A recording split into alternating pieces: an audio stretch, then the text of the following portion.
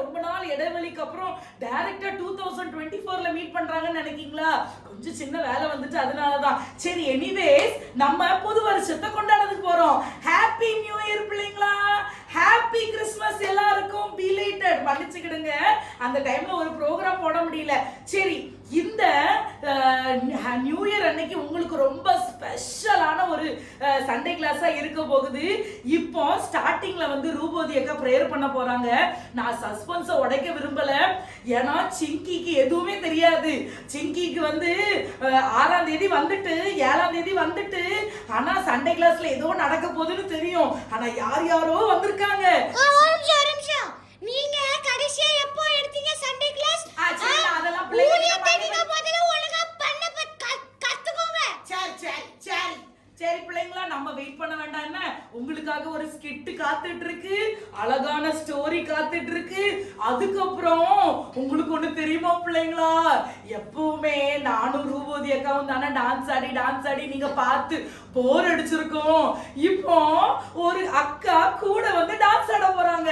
அந்த அக்கா ரொம்ப கியூட்டா இருப்பாங்க, ரொம்ப அழகா இருப்பாங்க. சரி நம்ம டைம் வேஸ்ட் பண்ண வேணாம், உடனே நம்ம பிரேயர் பண்ணி ஆரம்பிச்சிருவோம். வாங்க பிரேயர் பண்ணலாம்.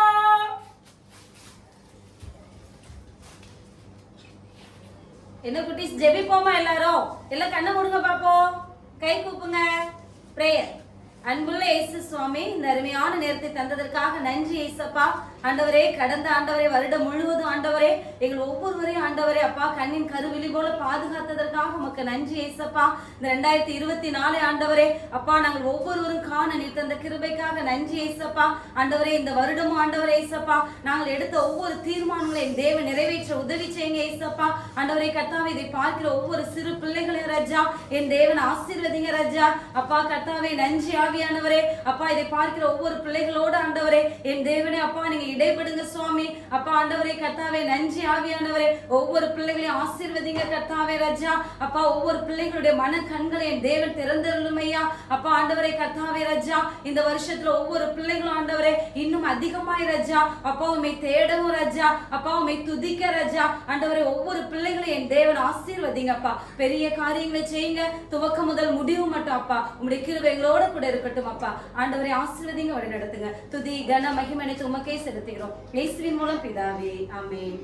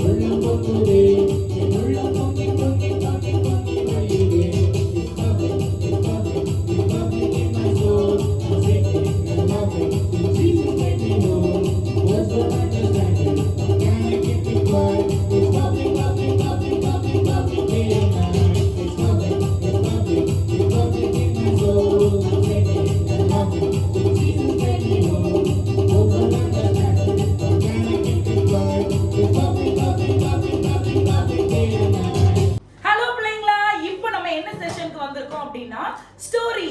இப்போ 2023ல அக்கா வந்து என்ன செகண்ட் எபிசோட்ல அந்திரியாவோட நான் ஸ்டாப் பண்ணியிருந்தேன், அப்படித்தானே?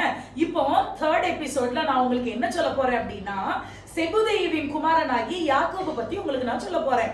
உங்களுக்கு தெரியுமா, பைபிள்ல செபுதேவின் குமாரனாகிய யாக்கோபு ஒரு யாக்கோபு இருந்தாங்க. அதுக்கப்புறம் ஈசாக்கின் மகன் யாக்கோபு ஒருத்தவங்க இருந்தாங்க. அதுக்கப்புறம் அல்பதேவின் குமாரனாகிய யாக்கோபு ஒருத்தவங்க இருந்தாங்க. அதுக்கப்புறம் யாரு, ஏசப்பாவோட சகோதரன் யாக்கோபு இருந்தாங்க. ஆனா இந்த யாக்கோபு எல்லாமே நீங்க படிச்சிருக்கீங்களா? பைபிள் நீங்க டெய்லி படிக்கணும். அப்பதான் யாக்கோபு, யோவான் இவங்க எல்லார குறிச்சு உங்களுக்கு தெரியும். சரியா? சண்டே கிளாஸ்ல கொடுக்குற ஒரு வசனத்தை மட்டும் படிச்சா போதுமா? இல்ல, அது டெய்லியும் 2 அதிகாரம் இல்லைன்னா 3 அதிகாரம் கம்பல்சரி நீங்க வாசிக்கணும். காலையில ஸ்கூலுக்கு போகும்போது வாசிக்கணும் ஒரு அதிகாரம். அதுக்கப்புறம் படிக்க போறதுக்கு முன்னால ஒரு அதிகாரம் வாசிக்கணும். தூங்க போறதுக்கு ஒரு அதிகாரம் நீங்க வாசிக்கணும். என்ன பிள்ளைங்களா? அப்பதான் நான் சொல்ற கதை எல்லாமே உங்களுக்கு நல்லா புரியும். இப்போ வாங்க நம்ம சீடர்களுடைய கதைக்குள்ள போகலாம். இந்த 4 யாக்கோபுல பழைய ஏற்பாடுல உள்ள யாக்கோபுக்கு இங்கிலீஷ்ல பேர் என்ன அப்படின்னா ஜாக்கப் ஜேக்கப் அப்படின்னு பேரு. ஆனா புதிய ஏற்பாடு யாக்கோபை எப்படி இங்கிலீஷ்ல டிரான்ஸ்லேட் பண்ணிருக்காங்கன்னா ஜேம்ஸ் அப்படின்னு டிரான்ஸ்லேட் பண்ணிருக்காங்க. நீங்க ஏன் இப்படி ரெண்டு பேருக்கும் பேரு டிஃபரெண்ட்னு நினைக்கீங்களா? அக்காவுக்கும் தெரியல, ரொம்ப நாளா தேடி பார்த்துட்டே இருந்தேன், ஆனா ஆன்சர் கிடைக்கல. கிடைச்ச உடனே கண்டிப்பா சொல்றேன். அதுக்கப்புறம் இந்த செபுதேயுவின் குமாரன் ஆகிய யாக்கோபு அவங்களுடைய கேரக்டர் எப்படி அப்படின்னா ரொம்ப கோபக்காரராம் பிள்ளைங்களா. அதுக்கப்புறம் யாராவது அவங்க கிட்ட ஏதாவது கோபப்படுத்துற மாதிரி ஏதாவது சொல்லிட்டாங்க அப்படின்னா அவங்களுக்கு பயங்கரமா கோபம் வந்துடும். அடுத்தாப்புல அவங்கள பழி வாங்குகிற ஒரு கேரக்டர் நிறைஞ்சவங்க. அவங்க எப்படியாவது அவனை அடிச்சிடணும், எப்படியாவது அவனை குத்திடணும் அப்படின்னு சொல்லிட்டு ரொம்ப ஒரு மூர்க்க வெறி கொண்ட ஒரு யாக்கோபா இருந்தாங்க. அவங்களோட கேரக்டர் அப்படி இருந்துச்சாம். அவங்க அம்மா பேரு சலோமி, அவங்க அப்பா பேரு செபுதேயு. அவங்க பண்ணுகிற வேலை வந்து மீன் பிடிக்கிற தொழிலாம். ரெண்டாவது வந்து ஏசப்பாவை அவங்க ஏற்றுக்கொண்டாங்க. இப்போ நம்ம படிக்கிற பைபிள்ல மட்டும்தான் அவங்க பேரு செபுதேயுவின் குமாரன் ஆகிய யாக்கோபுன்னு போட்டிருக்கு. ரோமன் கத்தோலிக் அவங்க அந்த பைபிள்ல அவங்கள வந்து பெரிய யாகப்பர் அப்படின்ற பேர் அதுல எழுதப்பட்டிருக்கு. சரியா? அப்ப யாகப்பர் வேற யாக்கோபு வேறன்னு நீங்க நினைக்காதீங்க. யாகப்பரும் யாக்கோபும் ஒருத்தர் தான். சரி, இப்போ அவங்க எப்படி ரசிக்கப்பட்டு எப்படி ஏசப்பா கூட எந்தெந்த இடத்துல எல்லாம் இருந்தாங்கன்னு பார்க்கலாமா? ஏசப்பா கூட ஏசு கிறிஸ்து தான் மெய்யான மேசியா அப்படின்னு தெரிஞ்ச உடனே ஏசப்பா அவங்களுக்கு வந்து ஒரு காலிங் கொடுக்காங்க. ஏசப்பா அவங்க பின்னால போறாங்க. அதுக்கப்புறம் மறுரூபம் ஆகிற போது ஏசப்பா கூட இருந்திருக்காங்க. கெத்செமனே தோட்டத்துல ஏசப்பா வந்து ஜெபித்துக்கிட்டு இருக்கும் போது அவங்க ரத்தம் வேர்வையா வரும்போதும் இவங்க எல்லாரும் தூங்கிக்கிட்டு இருந்தாங்க. அந்த டைம்லயும் யாக்கோபு இருந்தாங்க. அதுக்கப்புறம் வந்து மறுரூபம் ஆகிற மலையில அவங்க இருந்தாங்க. அதுக்கப்புறம் வந்து எவ்வீருவின் மகளை உயிரோடு எழுப்பும் போதும் யாக்கோபு ஏசப்பா கூட இருந்தாங்களாம்.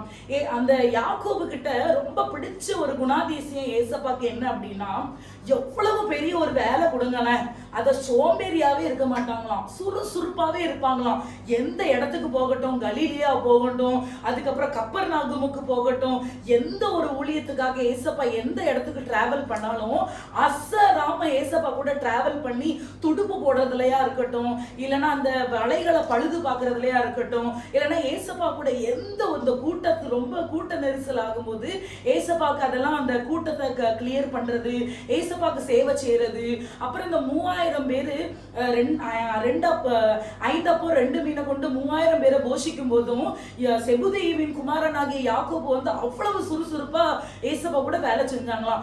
3000 பேருக்கு பந்தி விசாரணை பண்றது லேசா பிள்ளைங்களா சொல்லுங்க, எவ்வளவு கஷ்டம். எங்க சர்ச்சில் பந்தி விசாரிக்கிறதுக்கு முன்னாடி நான் அதுக்கு மாற்றப்பட்டு வெளியே போய் நின்றுருவேன். யூத் பிள்ளைங்கள் எல்லாருமே நீங்க வேலை செய்யுங்க அப்படின்னு சொல்லிட்டு. ஏன்னா நம்ம குனிஞ்சு அவங்களுக்கு கூட்டும் குளமும் பரிமாறதுக்குள்ள இடுப்புலாம் வலிச்சிருது பார்த்தீங்களா? அதனாலதான். ஆனா யாக்கோபு பார்த்தீங்களா எவ்வளவு ஒரு ஆக்டிவான ஒரு பர்சன் அப்படின்னு. சரி பிள்ளைங்களா, இப்போ அவங்க செஞ்ச ஊழியம் எப்படி செஞ்சாங்கன்னு சொல்லி பார்க்கலாமா? செகண்ட் வந்து எப்படின்னா, ஏசப்பா வந்து மரிச்சு 40வது நாள் வந்து ஏசப்பா பரலோகத்துக்கு எடுத்துக்கொள்ளப்படும் போது மேல் மாடியில வெயிட் பண்ணிட்டு இருக்கும் போது அபிஷேகம் பெற்ற நபருக்குள்ள செபுதேயுவின் குமாரனாகி யாக்கோபும் ஒருத்தராம். அந்த யாக்கோபு அதுக்கப்புறம் வந்து சீட்டு குலுக்கி போட்டு பார்த்து அதுக்கப்புறம் ஒவ்வொருத்தருக்கும் ஒவ்வொரு தேசம் கொடுத்துட்டாங்க. யாக்கோபுக்கு ஒரு தேசம் வருது. அந்த தேசத்தை கடந்து யாக்கோபும் போறாரு ஊழியம் பார்க்கறதுக்கு. இவங்களுக்கு எப்படிப்பட்ட ஊழியம் அப்படின்னா, இவங்க ஊழியத்தை பார்த்து சில மந்திரவாதிகள் பொறாமே பட்டாங்களாம். என்னடா இவன் இப்படி ஊழியம் செஞ்சுக்கிட்டு இருக்கான், எங்க மந்திரத்துக்கு முன்னாலாம் ஒண்ணுமே இல்லை அப்படின்னு சொல்லிட்டு சில பலதர அந்த காலத்துல உள்ள அந்த பழைய கோவில்கள் எல்லாம் வச்சு என்னென்னமோ அந்த மந்திரங்கள்லாம் செய்வாங்களாம். மந்திரத்தெல்லாம் செஞ்சு யாக்கோபு போற அந்த ஊழியத்துக்கு போற வழியில யாக்கோபு பேரெல்லாம் எழுதி வச்சு போட்டிருப்பாங்களாம். யாக்கோபு கூட இருக்கிறவங்க சொல்லுவாங்களாம், யாக்கோபு அங்க பாருங்க உங்க பேரை சொல்லி மந்திரம் எல்லாம் பண்ணிருக்காங்க அப்படின்ட்டு. அப்புறம் யாக்கோபு அவ்வளவு விசுவாசமா சொல்லுவாங்களாம், என்னப்பா ஏசு கிறிஸ்துவோட ஊழியத்தை சேரும், இந்த மந்திரத்தை நம்மளை தடுக்கிறதுக்கு இந்த மந்திரம் ஏமாத்துறோம்னு சொல்லி அந்த கர்ச்சீப்பை எடுப்பாங்களாம். அவங்க கிட்ட இருக்கிற கர்ச்சீப்பை எடுத்து நசரேயனாய இயேசு கிறிஸ்துவின் நாமத்தினால இது இயேசுவின் நாமத்தினாலே அழிந்து போகட்டும் சொல்லிட்டு அந்த கைக்குட்டையை தூக்கி போடும்போது அப்படியே அது சுக்கு நூறா உடஞ்சிருமா. எவ்வளவு ஒரு பயங்கரமான ஊழியம் பார்த்தீங்களா? இது அதுக்கப்புறம் வந்து ஒரு பையன், ஒரு வாலிபன், ஆனா அந்த வாலிபனுடைய பெயர் குறிப்பிடப்படல. அந்த வாலிபனை வந்து தப்பே பண்ணலையாம். ஆனா அந்த தப்பே பண்ணல அப்படின்னு சொல்லிட்டு அவங்க ஃபேமிலியில இருக்கவங்க எல்லாருமே போராடுறாங்க அந்த ராஜா கிட்ட. ஐயோ ராஜா நீங்க விட்டுருங்க விட்டுருங்க, அவங்க வந்து தப்பே பண்ணல அப்படின்னு சொல்லிட்டு அந்த ராஜாவை போய் ரொம்ப கெஞ்சுறாங்க. ஐயா விட்டுருங்க, அவன் தப்பு பண்ணவே இல்லை. ஆனாலும் அந்த ராஜா என்ன பண்றாங்க, ரொம்ப கொடூரமான முறையில அவங்க அந்த வாலிபனுக்கு தண்டனை கொடுத்து மறிச்சிட்டாங்க. அந்த பையன் வந்து தண்டனை கொடுத்து மறிக்கிற தருவாயில யாக்கோபு எங்க இருந்தாங்க அப்படின்னா ஊழியம் பார்க்கறதுக்காக பக்கத்து தேசத்துல இருந்தாங்களாம். அதுக்கப்புறம் ஊழியம் எல்லாம் முடிஞ்சு பக்கத்து தேசத்துல இருந்து தன் சொந்த தேசத்துக்கு வரும்போது யாக்கோபுக்கு கேள்விப்படுறாங்க, இப்படி ஒரு தவறே செய்யாத ஒரு வாலிபனை அடிச்சு கொன்னுட்டாங்க அப்படின்ற ஒரு செய்தி யாக்கோபுக்கு வருது. அப்ப யாக்கோபுக்கு பயங்கர டென்ஷன். ஐயோ இந்த பையனை பத்தி எனக்கு நல்லா தெரியுமே, எப்படி இவனை கொன்னுட்டாங்க அப்படின்னு சொல்லி. ஆனா அந்த வாலிபன் இறந்து 5 நாள் ஆயிட்டான். அந்த பையன் கல்லறையில போய் வெளியே நின்று சொன்னாங்களாம், ஏசு கிறிஸ்துவின் நாமத்தினால நீ உயிரோடு எழும்பு அப்படின்னு சொல்லும்போது அந்த வாலிபன் அப்படியே உயிரோட எழுப்பி வந்து அந்த கல்லறையே திறந்து வெளியே வந்தானா. எவ்வளவு ஆச்சரியம் பாருங்க. அந்த தேசத்துல இருக்கிற அந்த ராஜா இருக்காங்கல்ல, அந்த ராஜா என்ன பண்றாரு, பயங்கர கோபத்துல என்ன பண்றாரு அப்படின்னா வந்து எப்படி நான் ஒருத்தனுக்கு தண்டனை கொடுக்கறத நீ அவனை உயிரோட எழுப்பலாம் அப்படின்னு சொல்லி அந்த ராஜாவுக்கு பயங்கர கோபம் வந்து என்ன பண்றாரு, யாக்கோபை கொண்டுட்டு போய் பெரிய இந்த பட்டயத்தை எடுத்து அவங்கள அடிச்சு வெட்டியே கொண்டுட்டாங்களாம். அந்த இவங்களுக்கு இருக்கிற அந்த தைரியத்தை பாத்தீங்களா, பழி வாங்குற குணம், அதை எப்படி ஆண்டவர் மாத்திருக்காங்க. அவங்க எப்படி ஒரு மூர்க்க குணம், அந்த குணத்தை எப்படி மாத்திருக்காங்க. ஏசப்பாக்காக அவங்க எவ்வளவு வைராக்கியமா எழுப்பியிருக்காங்க பாத்தீங்களா பிள்ளைங்களா. யாக்கோபினுடைய ரட்சிக்கப்படுற வாழ்க்கைக்கு முன்னால எப்படி இருந்தாங்க, ரட்சிக்கப்படுறதுக்கு அப்புறம் அவங்க வாழ்க்கை எப்படி இருக்குன்னு பாத்தீங்களா. இதே மாதிரிதான் 2023ல நம்ம கிட்ட எத்தனை கெட்ட பழக்கம் இருந்தாலும் ஒரு பிரச்சனை இல்லை. இப்ப அதெல்லாம் விட்டுட்டு நிறைய காரியங்களை ஏசப்பா நான் மாத்தணும், நான் போன வருஷம் ஜெபிக்காம இருந்தேன் மன்னிங்க அப்படின்னு சொல்லி இந்த வருஷத்துல ஒரு தீர்மானம் எடுத்து நம்மளும் இந்த 12 சீடர்கள்ல ஒருத்தர் போல நீங்களும் நானும் மாறுவோம். சரியா? அதனாலதான் ஏசப்பா யாக்கோபும் யோவானுக்கும் அழகான ஒரு பெயர் வச்சிருக்காங்க. மார்க்ல அவங்க பெயர் வந்து புவனர்கேஸ் அப்படின்னு சொல்லி பெயர் வச்சாங்களாம். இதனுடைய அர்த்தம் என்ன தெரியுமா, இடி முழக்கத்தின் மக்கள் அப்படின்னு சொல்லி அதனுடைய அர்த்தமா. பாத்தீங்களா, உண்மையிலே அவங்க சொல்றேன் அவங்க புவனர்கேஸ் தான். ஏன்னா அவ்வளவு தைரியமா அந்த மந்திரத்தை எதிர்த்ததும், ஏசப்பாவோட ஊழியத்தை செஞ்சதும், அந்த மரிச்ச அந்த வாலிபனை உயிரோடு எழுப்புனதும், தைரியமா ஆவியானவருடைய பிரசங்கத்தை அவங்க பண்ணதும், ஏசு கிறிஸ்துவ பத்தி சுவிசேஷ சொன்னதும் எவ்வளவு ஆச்சரியமா இருக்கு பாத்தீங்களா. அதே மாதிரிதான் பிள்ளைங்களா, நம்ம வாழ்ற வாழ்க்கை ஒரு வாழ்க்கை, இது கர்த்தருக்காக வாழுவோம். 2024ல 2023ல செஞ்ச பாவத்தை 2024வது ஆண்டு தொடராம இருப்போம். என்ன பிரேயர் பண்ணுவோமா? எல்லாரும் இருக்கிற இடத்துல கண்ணை மூடி ஜெபிங்க. சரியா? ஒப்பு கொடுத்து ஜெபிக்கணும். என்ன பிள்ளைங்களா? ஸ்தோத்தரிக்கிறோம் ஆண்டவரே, நன்றியோடு கூட துதிக்கிறோம், ஸ்தோத்தரிக்கிறோம் ஆவியானவரே, துதிக்கிறோம் ராஜா. ஏசப்பா, இந்த யாக்கோபை குறித்து கர்த்தாவே ஸ்தோத்திரம். நாங்கள் பார்க்கும் பொழுது ராஜா எங்களுக்கு அவ்வளவு ஆச்சரியமாகவும் அவ்வளவு அதிசயமாகவும் இருக்கு ஏசப்பா. ஆண்டவரே ஸ்தோத்திரம். இவ்வளவாய் ஆண்டவரே ஊழியத்தை செய்து ரத்த சாட்சியாக மரிச்சாங்க ஏசப்பா. ஆண்டவரே அதே போல நாங்களும் ஏசப்பா ஒழுங்கான முறையில வாழ கர்த்தர் உதவி செய்வீராங்க. பாவம் செய்யாம நாங்க வாழணும் ஏசப்பா. இந்த 2024வது ஆண்டு ஆண்டவரே உமக்கு பிடிச்ச பிரியமான பிள்ளைகளாக நாங்க வாழ கர்த்தர் உதவி செய்யுங்க ஆண்டவரே. இதை பார்த்து கொண்டிருக்கிற ஒவ்வொரு பிள்ளைகளையும் என் தேவன் ஆண்டவரே அபரிவிதமாய் ஆசீர்வதிக்கும்படியாக ஜெபிக்கிறோம். பெரிய காரியங்களை செய்யுங்க. துதி கன மகிமை எல்லாம் உமக்கே செலுத்துகிறோம். இயேசுவின் மூலம் ஜெபிக்கிறோம் நல்ல பிதாவே, ஆமென். சரி, புது வருஷம் வேற பிறந்துட்டு சீக்கிரம் அந்த அண்ணனுக்கு ஃபோன் பண்ணி ஒரு விஷயம் போட்டுரும்.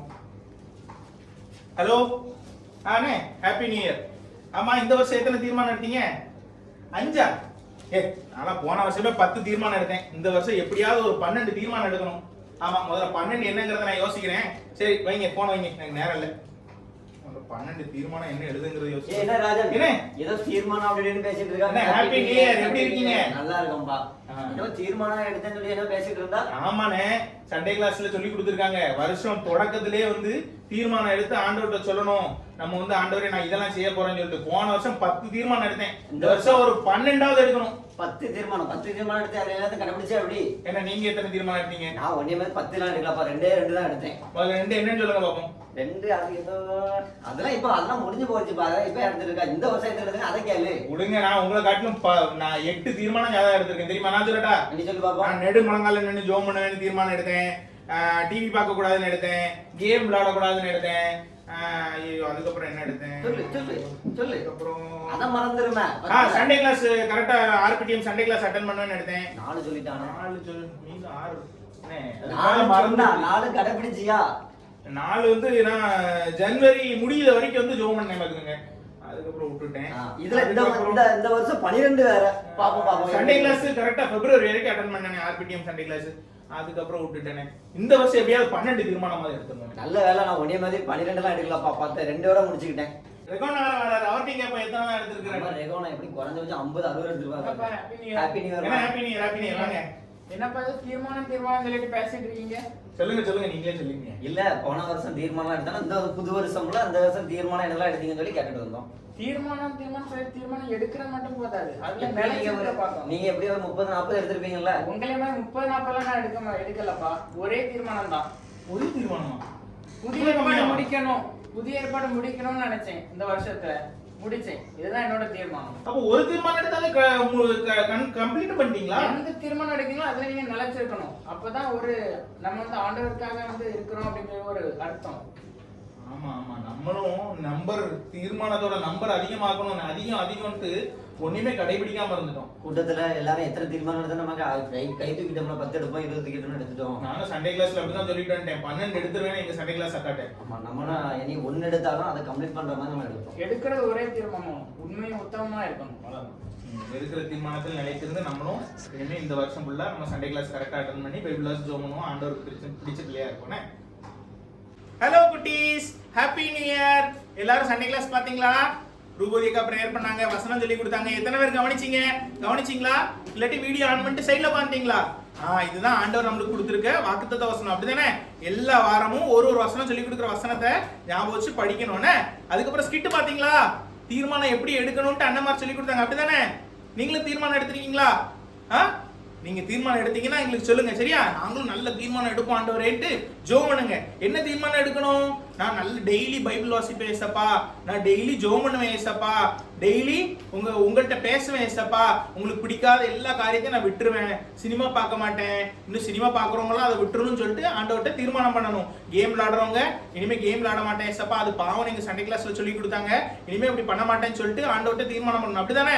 இனி யாரெல்லாம் யூடியூப்ல ஷார்ட்ஸ் இன்ஸ்டாகிராம்ல அந்த ஷார்ட் வீடியோலாம் பார்த்துட்டு இருக்கீங்களோ அதெல்லாம் பார்க்க மாட்டேன்ட்டு ஆண்டவர்கிட்ட தீர்மானம் பண்ணி இந்த வருஷத்துல எல்லா தப்பையும் விட்டுறணும். பரிசுத்தமுள்ள பிள்ளையா, ஏசப்பாக்கு பிடிச்ச பிள்ளையா வாழணும். சரி, நம்ம ஜெபம் பண்ணி இன்னைக்கு சண்டே கிளாஸ் முடிப்போமா? எல்லாரும் கண்ண முடிக்கோங்க, நேர்மலங்கள் நின்னுங்க. ஏசப்பா, இந்த வாரம் ஆண்டவரே 2024ல நீங்க கொடுத்த முதல் சண்டே கிளாஸ்க்கா நன்றி ஆண்டவரே. இன்னைக்கு நீங்க சொல்லி கொடுத்த வசனத்துக்கா நன்றி ஏசப்பா. ஆண்டவரே, செபுதேயாவின் குமாரனாகிய யாக்கோபோட கதையை ஆண்டவரே அவங்களோட ஸ்டோரி எங்களுக்கு சொல்லி கொடுத்தீங்க ஆண்டவரே. நாங்களும் ஆண்டவரே உங்களுடைய சீஷராய் வாழணும்ட்டு ஆண்டவரே எங்களுக்கு கற்றுக் கொடுத்தீங்க ஏசப்பா.